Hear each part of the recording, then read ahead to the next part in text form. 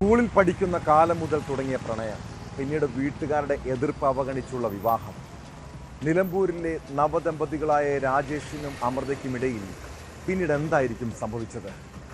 വിവാഹം കഴിഞ്ഞ് 3 മാസം തികയും മുൻപേ ഇരുവരും ജീവനൊടുക്കിയതിൽ പല ദുരൂഹതയും സംശയവുമുണ്ട്. രാജേഷിനെയും അമൃതയെയും തൂങ്ങി മരിച്ച നിലയിലാണ് കണ്ടെത്തിയത്. ദാമ്പത്യ പ്രശ്നമാണോ കൂട്ട ആത്മഹത്യക്ക് കാരണമെന്ന് പോലീസ് പരിശോധിക്കുകയാണ്.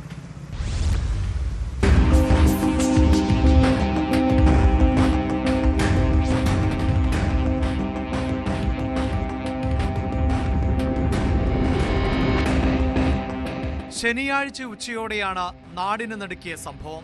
രാജേഷ് തൂങ്ങി നിൽക്കുന്നത് കണ്ട അമൃത കയർ അഴിച്ച് അതേ കയറിൽ തൂങ്ങുകയായിരുന്നുവെന്നാണ് പോലീസ് പറയുന്നത്.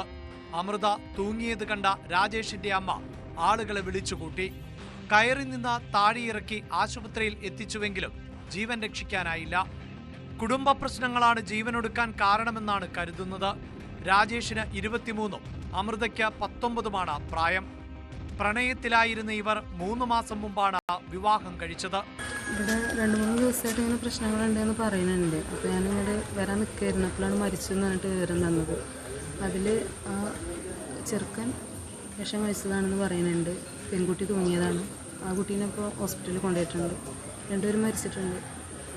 നേരത്തെ പ്രണയത്തിലായിരുന്ന കാലത്ത് വീട്ടുകാരുടെ നിർബന്ധപ്രകാരം ഇതേ പെൺകുട്ടി യുവാവിനെതിരെ പോക്സോ കേസ് നൽകിയിരുന്നു. എന്നാൽ പിന്നീട് അമൃതയ്ക്ക് 18 വയസ്സ് തികഞ്ഞ ശേഷം ഇവർ വിവാഹിതരായി.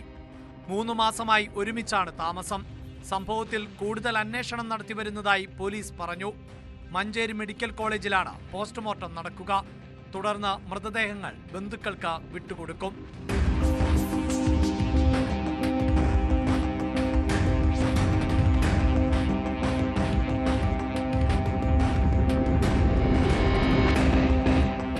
ന്യൂസ് 18 മലപ്പുറം.